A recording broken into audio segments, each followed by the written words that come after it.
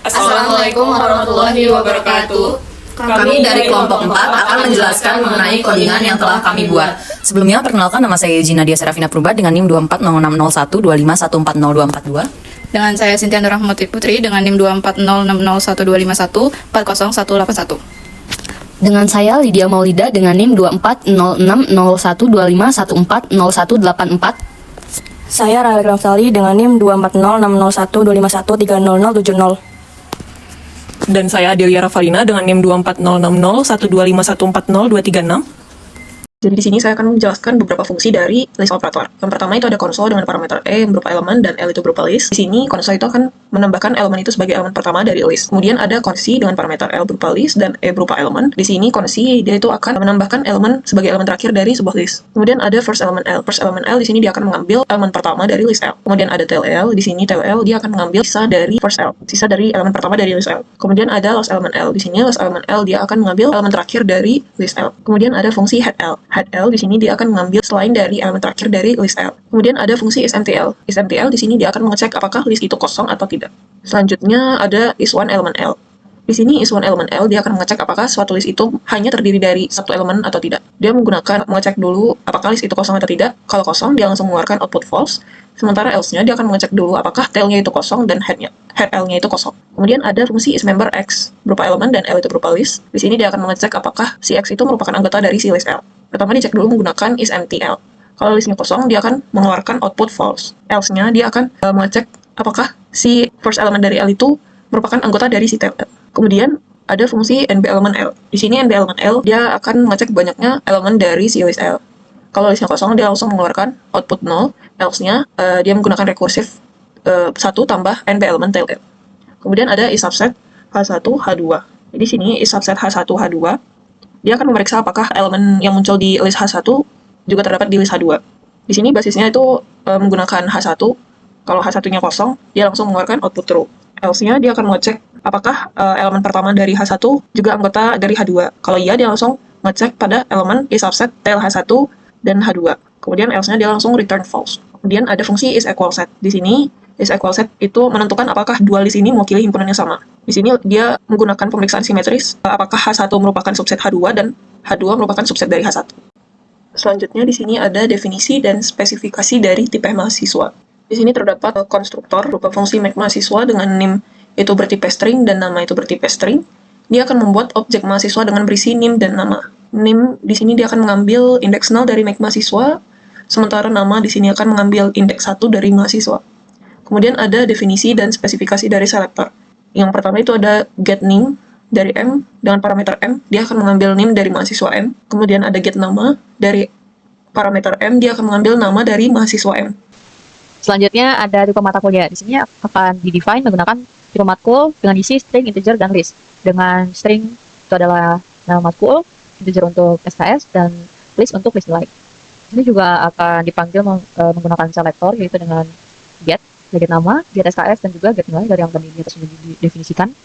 Lalu untuk fungsi selanjutnya ada nilai sekarang. Di nilai sekarang ini untuk mengetahui nilai akhir dari mata kuliah yang diambil. Didefinisikan menggunakan L, get nilai, lalu jika nilai kosong akan di return minus 1.0, dan jika ada isinya dia akan return nilai terakhir. Di sini juga ada sudah ambil mata kuliah yang berisi true jika nilai mata kuliah tidak kosong. Jadi jika mata kuliahnya kosong, itu akan mengirimkan nilai false. Selanjutnya ada mengulang mata kuliah. Mengulang mata kuliah ini akan mengembalikan true jika panjang list nilai mata kuliah itu lebih dari 1. Selanjutnya ada lulus mata kuliah. Lulus mata kuliah ini mengembalikan nilai true jika nilai akhir mata kuliah yang diambil itu ada lebih dari sama dengan 2 dari nilai-nilai yang sudah ada dan sudah didapatkan oleh mahasiswa. Selanjutnya kita akan membuat tipe data transkrip yang terdiri dari mahasiswa dan daftar mata kuliah. Lalu kita mediakan konstruktor make transcript untuk membangunnya, serta 2 selektor get mahasiswa untuk mengambil daftar mahasiswa dan get list matkul untuk mengambil daftar nama kuliahnya. Lalu selanjutnya ada fungsi cari matkul. Cara kerjanya, jika list kosong, maka tidak ada mata kuliah yang cocok.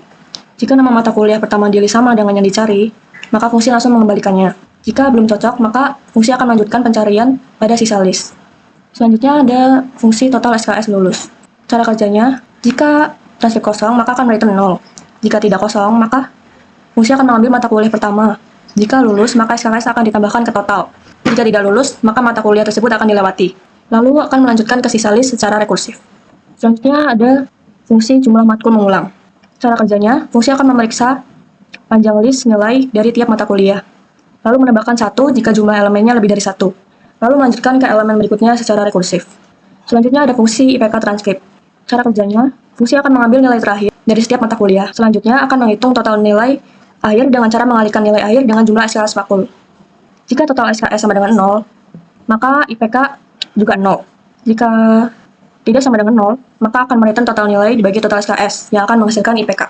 Baik, jadi di sini ada contoh pengaplikasian dari fungsi yang sudah kami buat. Yang pertama itu ada tipe mahasiswa. Di sini kita buat dulu objek mahasiswanya, itu ada NIM dan nama, dengan NIM-nya itu berupa A11.2020.01234 dan namanya itu Reno. Kemudian kita menggunakan selektor itu get NIM, dia akan mengambil NIM-nya dari si Reno, kemudian nama dia akan mengambil nama Reno. Dan untuk contoh pengaplikasiannya itu seperti ini, contoh outputnya dia akan mengeluarkan NIM dari Reno dan nama dari Reno. Kemudian untuk aplikasi yang kedua itu ada tipe mata kuliah. Di sini kita buat dulu objek mata kuliahnya itu ada Daspro dengan 3 SKS dan list nilainya itu berupa bilangan real itu 2 dan 3. Kemudian ada MK2 itu untuk MATDIS dengan 2 SKS dan list nilainya itu kosong. Kemudian kita gunakan beberapa selektor di sini. Itu ada get nama MK, dia akan mengambil nama mata kuliahnya, itu Daspro atau MATDIS. Kemudian get SKS, dia akan mengambil jumlah SKS-nya. Kemudian ini get nilai, dia akan mengambil nilai yang mata kuliah yang sudah diambil. Kemudian ada nilai sekarang MK, dia akan mengambil nilai terakhir dari mata kuliah yang sudah diambil. Kemudian ada sudah ambil MK, dia akan mengambil atau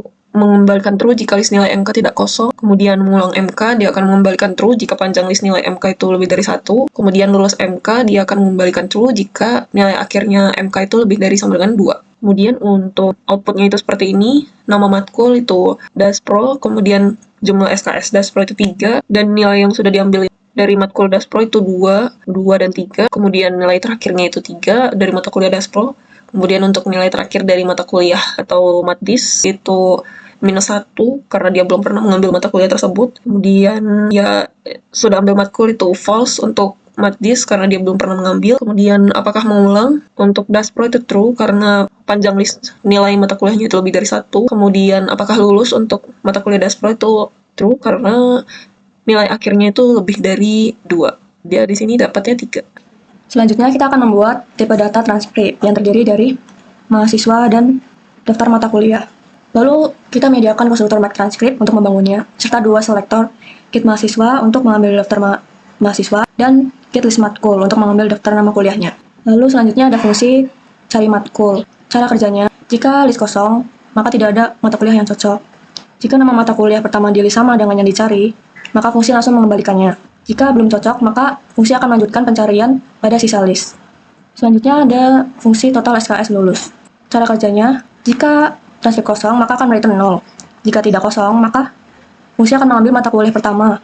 Jika lulus, maka SKS akan ditambahkan ke total. Jika tidak lulus, maka mata kuliah tersebut akan dilewati. Lalu akan melanjutkan ke sisa list secara rekursif. Selanjutnya ada fungsi jumlah matkul mengulang. Cara kerjanya, fungsi akan memeriksa panjang list nilai dari tiap mata kuliah.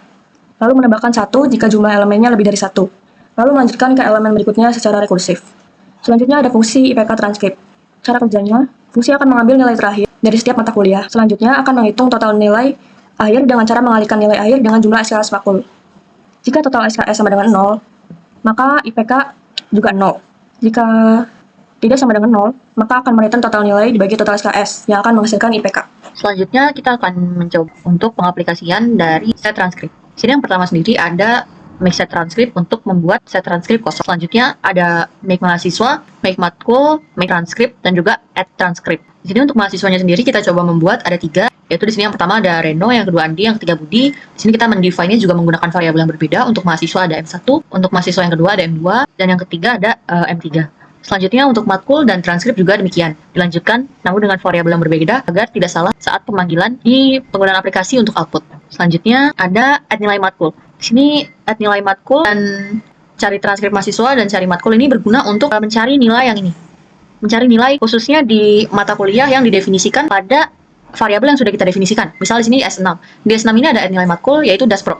Di Daspro ini kita ingin mencari nilainya si Reno. transkrip Reno dan juga cari matkul Reno. Sini kita define menggunakan MK Reno dan T Reno. Untuk outputnya sendiri seperti ini. Yang pertama ada add transcript. Di add transcript ini kita memanggil nilai A4 dan T3 yang di atas. Itu akan memberikan nilai transkrip dari mahasiswa yang ada.